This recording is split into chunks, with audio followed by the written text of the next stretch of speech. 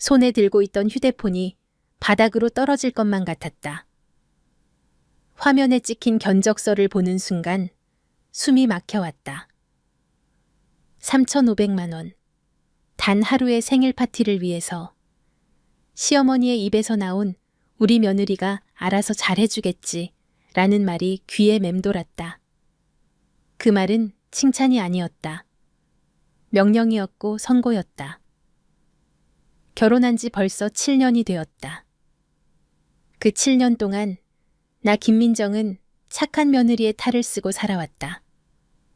명절마다 시댁 음식 준비를 혼자 도맡았고 시부모님 생신마다 빠짐없이 선물을 챙겼다. 시누이 지원이가 이혼하고 돌아왔을 때는 조카들 학원비까지 보태줬다. 친정 부모님이 넌 왜 그렇게까지 해? 라고 물으시면 나는 그저 웃으며 가족인데요 라고 답했다. 그게 며느리의 도리라고. 그렇게 살면 언젠가는 인정받을 거라고 믿었으니까. 시어머니 선희 여사가 고희를 맞이하신다는 소식을 들은 건 석 달 전이었다. 거실에 모인 시댁 식구들 앞에서 시어머니는 환한 미소로 말씀하셨다. 이번 칠수는 조촐하게 하려고 해. 가까운 사람들만 모여서 따뜻하게 보내면 되지. 나는 안도의 한숨을 쉬었다.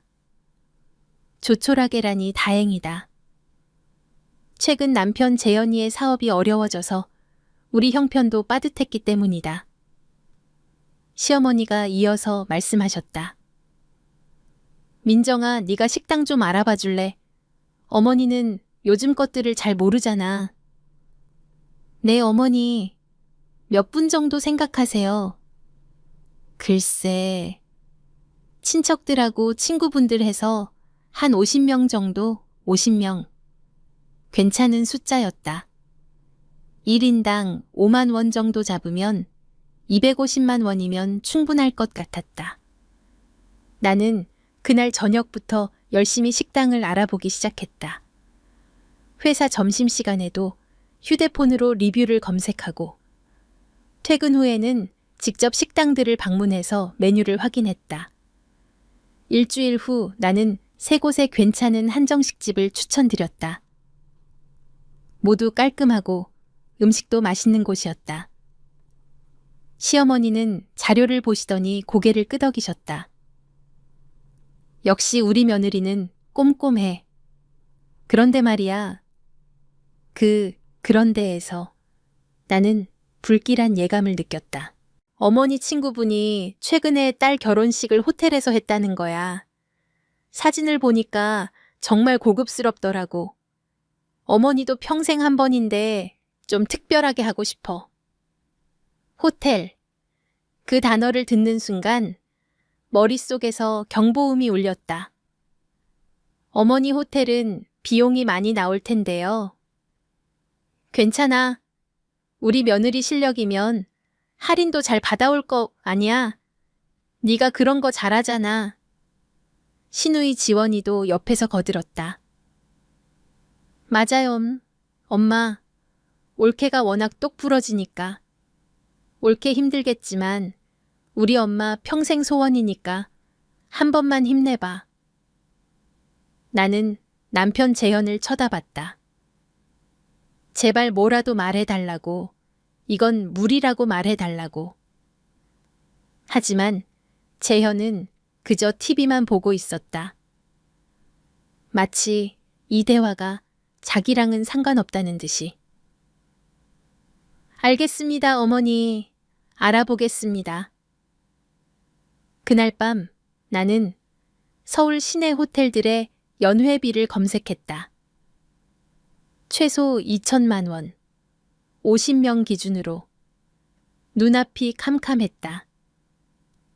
우리 통장 잔고는 겨우 800만 원이었다.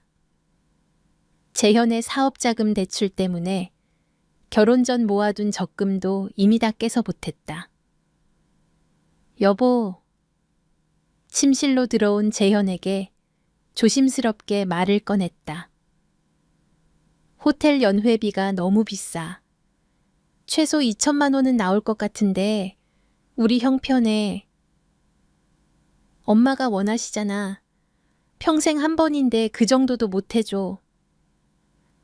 아니, 그게 아니라 지금 우리 사정이.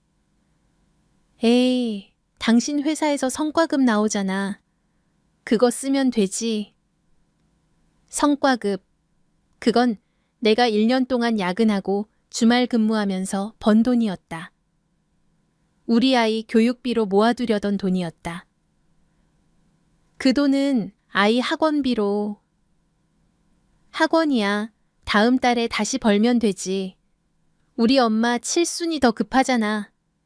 당신은 왜 그렇게 계산적이야? 가족한테 쓰는 건데. 계산적. 그 단어가 가슴에 비수처럼 꽂혔다. 7년 동안 시댁을 위해 쓴 돈이 얼마인지 재현은 알기나 할까. 설날, 차례상 비용, 시부모님, 용돈 시누이 이혼 위로금, 조카 학원비 계산해 본 적도 없지만 분명 수천만 원은 될 것이다. 이튿날 나는 점심시간에 가까운 호텔 연회장을 방문했다. 담당 직원이 친절하게 안내해줬다. 50명 기준으로 1인당 15만 원 코스로 하시면 총 750만 원입니다. 여기에 장소 대관료 500만 원 음향 및 조명이 300만 원. 계산기를 두드려보니 최소 1,500만 원이 나왔다. 그래도 다행이었다. 2천만 원보다는 적었다. 나는 견적서를 받아서 그날 저녁 시댁에 가져갔다. 어머니, 여기가 제일 합리적인 곳인 것 같아요. 분위기도 좋고. 시어머니는 견적서를 보시더니 인상을 찌푸리셨다. 이 정도 호텔이면 너무 작은 거 아니야. 친구들한테 창피해. 하지만 50명이면 이 정도 규모가. 아, 그리고 말이야. 생각해보니까 친구분들이 생각보다 많더라고. 100명은 되어야 할 것 같아. 100명. 나는 귀를 의심했다. 어머니. 처음에 50명이라고 하셨잖아요. 어머니 친구가 얼마나 많은데 다 부르려면 그 정도는 되어야지. 그리고 재현이 아버지 직장 동료들도 불러야 하고. 시아버지가 처음으로 입을 여셨다. 그래, 나도 퇴직할 때 신세진 분들이 많아. 이번 기회에 다 초대해야지. 100명이면 비용이 2배로 뛴다. 3천만 원. 머리가 지끈거렸다. 어머니, 그럼 비용이. 민정아, 너 요즘 승진했다며 연봉도 올랐을 텐데 우리 며느리 능력이면 충분히 할 수 있어. 시누이 지원이도 한마디 거들었다. 옳게, 우리 엄마 이번 한 번이야. 나도 돈이 있으면 내가 하고 싶지. 근데 나는 지금 애들 키우느라 여유가 없잖아. 올케는 회사 다니고 안정적이니까 부탁하는 거야. 이해 좀 해줘. 이해. 항상 나만 이해해야 했다. 나는 그날 밤 재현에게 다시 말했다. 여보, 이건 정말 무리야. 3천만 원은 너무 커. 우리 둘이 함께 부담하자고 해. 당신 형제들도 조금씩. 형은 지금 사업 접고 취업 준비 중이잖아. 누나는 혼자 애들 키우고 우리가 제일 형편이 나은데 당연히 우리가 해야지. 그럼 적어도 당신 통장에서. 내 통장은 사업 자금으로 다 묶여 있어. 당신이 좀 융통성 있게 해. 회사 동료들한테 빌려서라도. 시댁집 파티 비용을 내가 빌려서 내라고. 나는 그날 밤 잠을 이룰 수 없었다.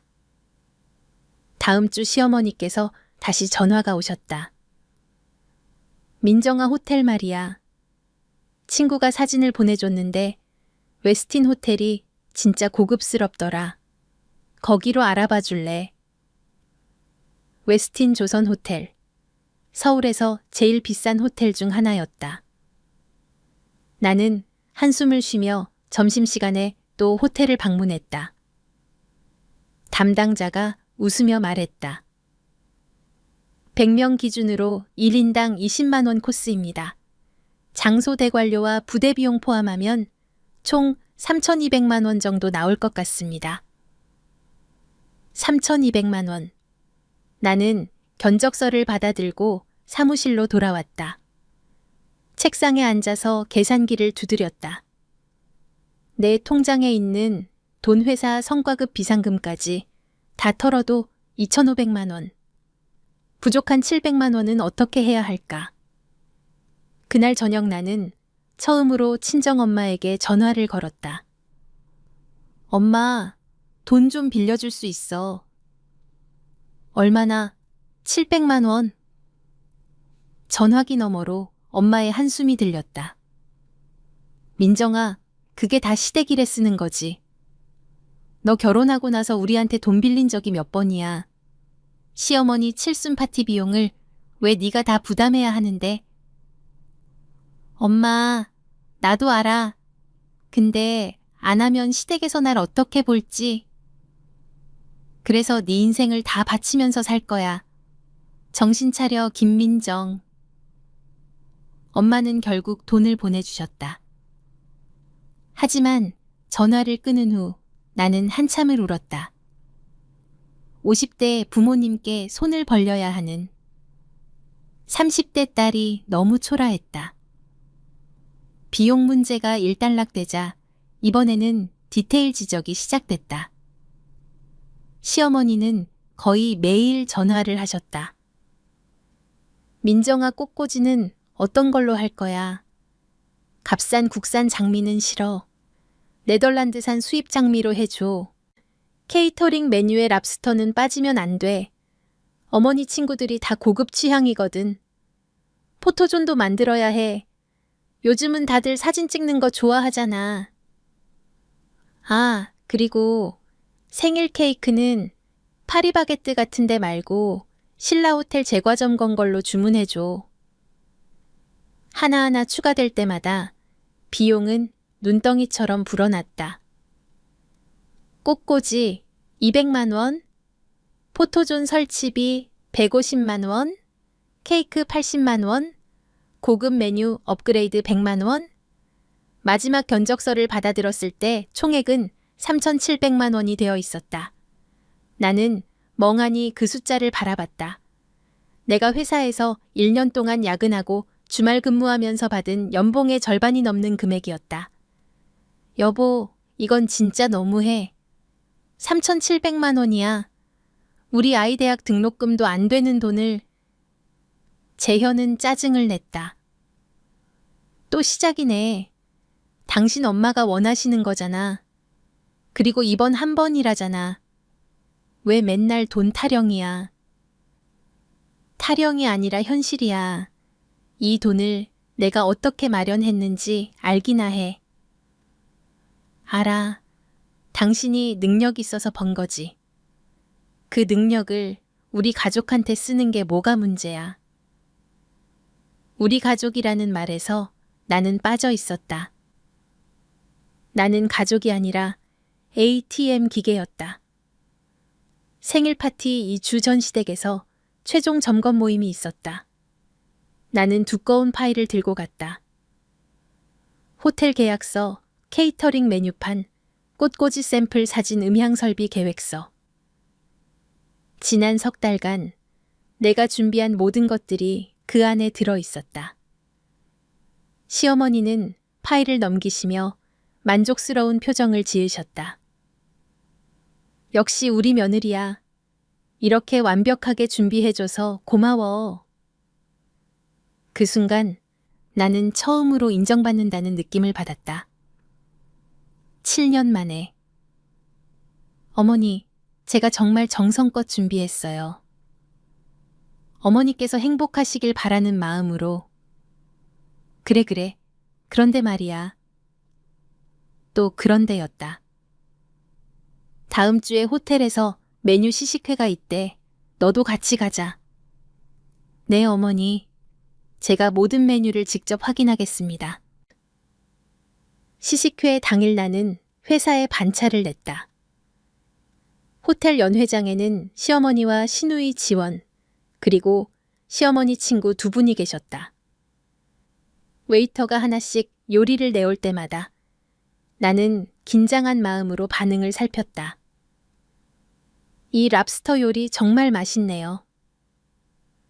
시어머니 친구분이 말씀하시자 시어머니가 자랑스럽게 대답하셨다. 그러니까요. 우리 식구가 정말 잘 준비했어요. 식구, 나는 가슴이 뭉클했다.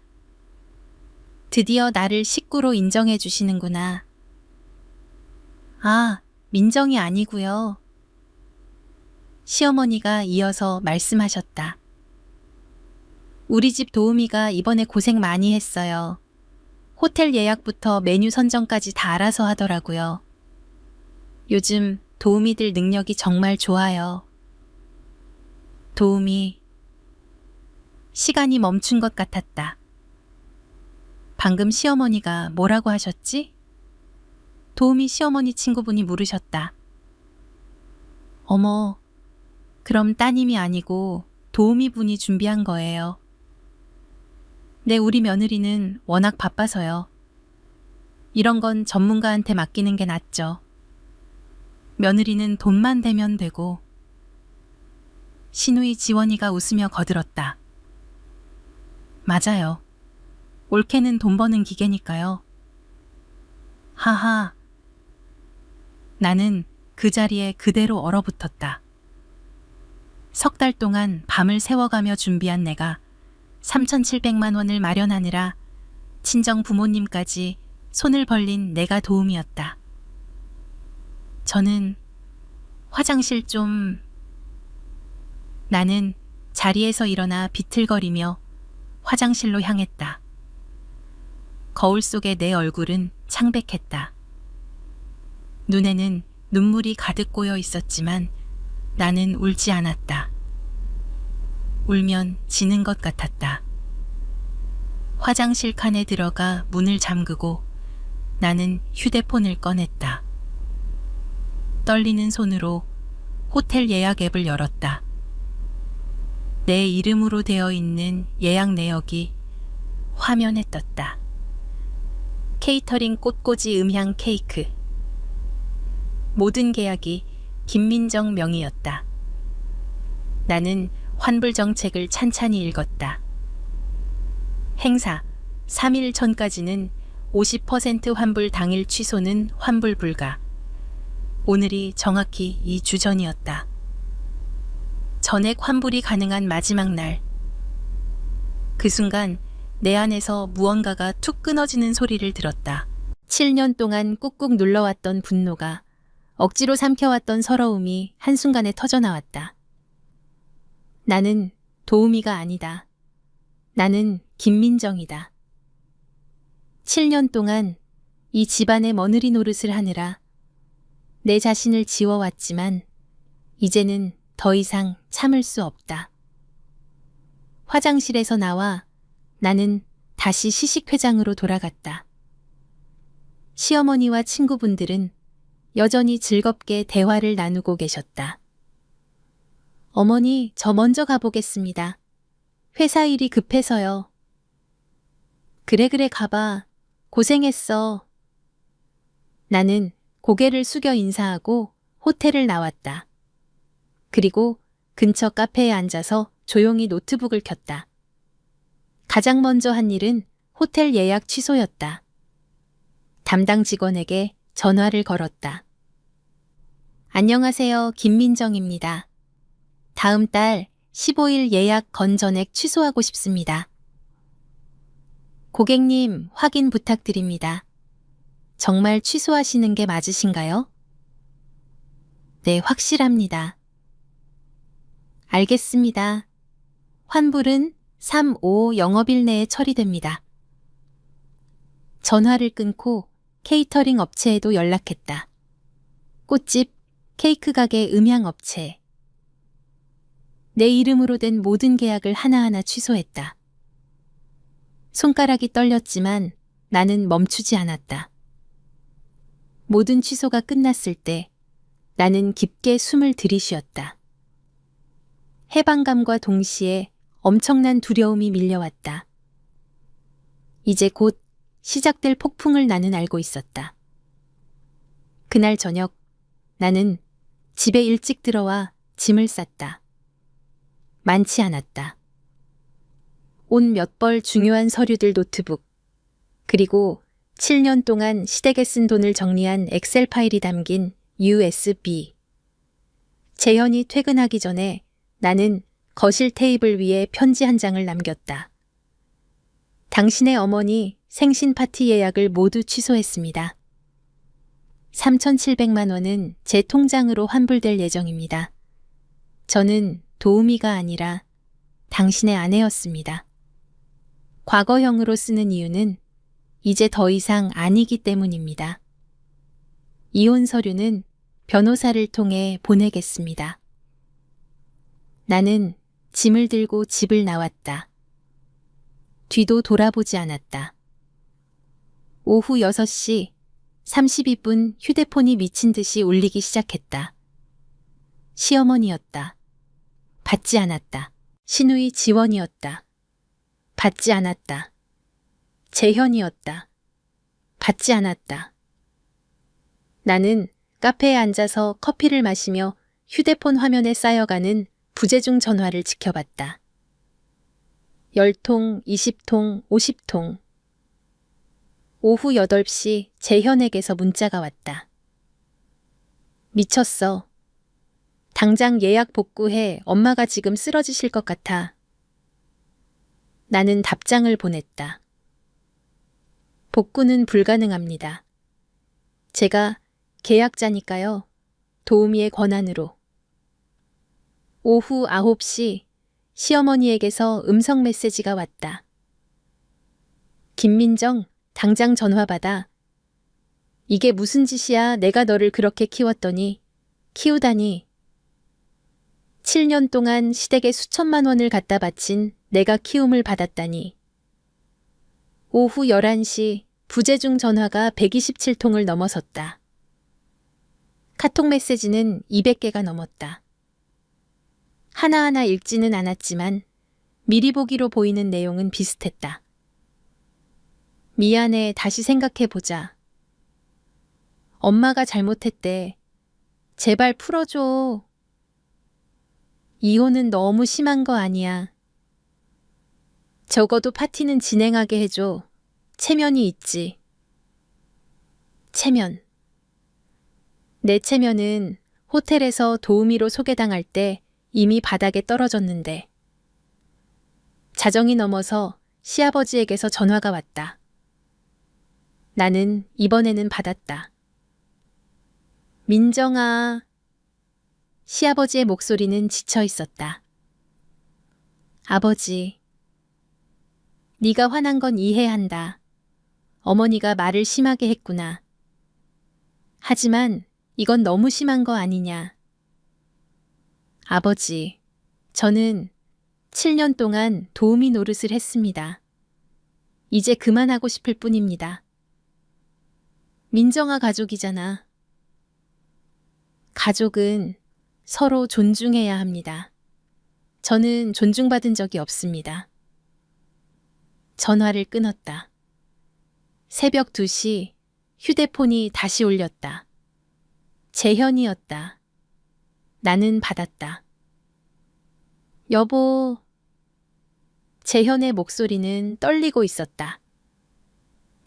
제발, 엄마가 지금 가슴 통증 호소하셔서 병원에 계셔.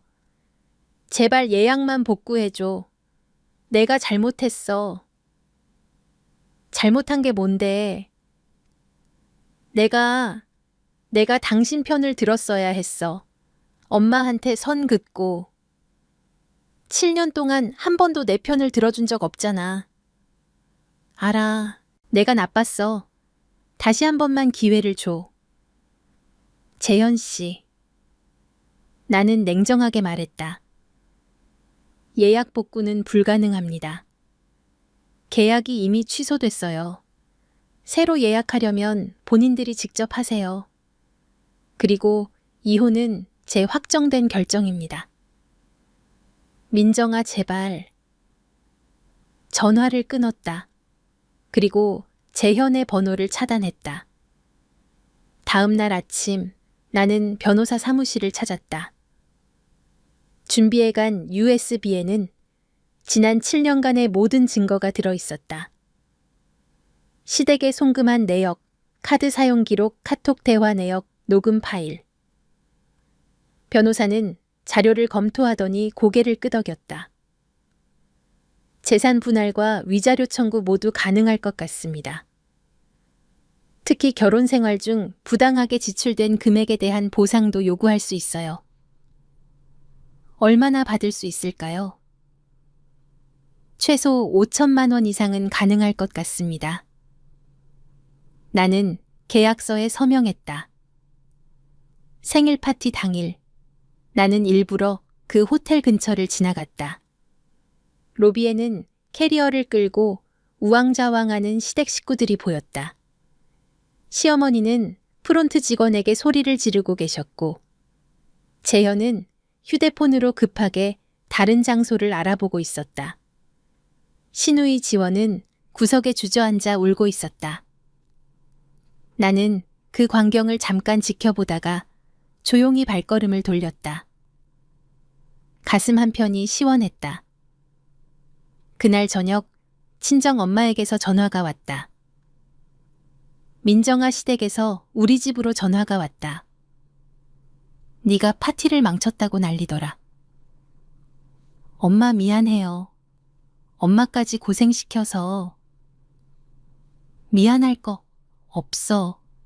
엄마는 네가 자랑스럽다. 드디어 정신 차렸구나. 전화를 끊고 나는 거울을 봤다. 거울 속에 나는 7년 만에 처음으로 웃고 있었다. 일주일 후 시어머니 생일 파티는 결국 동네 작은 식당에서 30명만 모여서 치러졌다고 들었다. 초대받았던 120명의 하객들에게는 집안 사정으로 취소됐다는 연락이 갔고, 시어머니는 친구들 앞에서 얼굴을 들 수는 없었다고 한다. 재현은 계속 연락을 시도했지만 나는 모든 연락을 차단했다. 변호사를 통해서만 대화했다. 한 달 후 이혼 조정이 시작됐다. 재현 측은 일시적 감정이라며 이혼을 거부했지만 내가 준비한 증거 자료들 앞에서 할 말을 잃었다. 7년간 시댁에 지출한 총액이 8,700만 원입니다. 이 중 제 개인 재산에서 나간 돈이 6,200만 원입니다. 재산 분할 시 이 부분을 고려해 주시기 바랍니다. 변호사가 조목조목 설명하자 재현의 얼굴은 새하얗게 질렸다. 결국 3개월 후 이혼이 성립됐다. 나는 위자료 3천만 원과 재산 분할로 2,500만 원을 받았다. 7년간 잃어버린 것을 생각하면 적은 돈이었지만 적어도 내 존엄성을 되찾았다. 이혼 후 6개월이 지난 지금 나는 작은 원룸에서 혼자 살고 있다. 크지 않지만 오롯이 내 공간이다. 아무도 나를 도움이라고 부르지 않고 아무도 내 돈을 함부로 요구하지 않는다. 어제는 오랜만에 대학 친구들을 만났다. 그들은 내 이야기를 듣고 박수를 쳐줬다. 민정아, 정말 잘했어. 그런 시댁이랑 남편이면 누구라도 도망쳤을 거야. 근데 후회는 안 해. 7년이나 함께 산 사이인데. 나는 고개를 저었다. 후회하는 건 딱 하나예요. 왜 7년이나 걸렸는지. 친구들이 웃었다. 나도 따라 웃었다. 집에 돌아와서 나는 냉장고에 붙여둔 메모를 봤다. 나는 누구의 도우미가 아니다. 나는 김민정이다. 그 메모를 볼 때마다 나는 다짐한다. 다시는 내 존엄성을 깎아내리면서까지 누군가의 인정을 받으려 하지 않겠다고. 가족이라는 이름으로 나를 착취하는 사람들에게 더 이상 기회를 주지 않겠다고. 시어머니의 칠순 파티를 망친 건 내가 아니었다. 7년 동안 며느리를 도우미 취급하며 존중하지 않은 그들 스스로였다. 나는 그저 그 사실을 확인시켜줬을 뿐이다. 부재중 전화 180통. 그건 내가 얼마나 중요한 존재였는지를 증명하는 숫자였다. 아이러니하게도 그들은 나를 잃고 나서야 내 가치를 깨달았다. 하지만 너무 늦었다.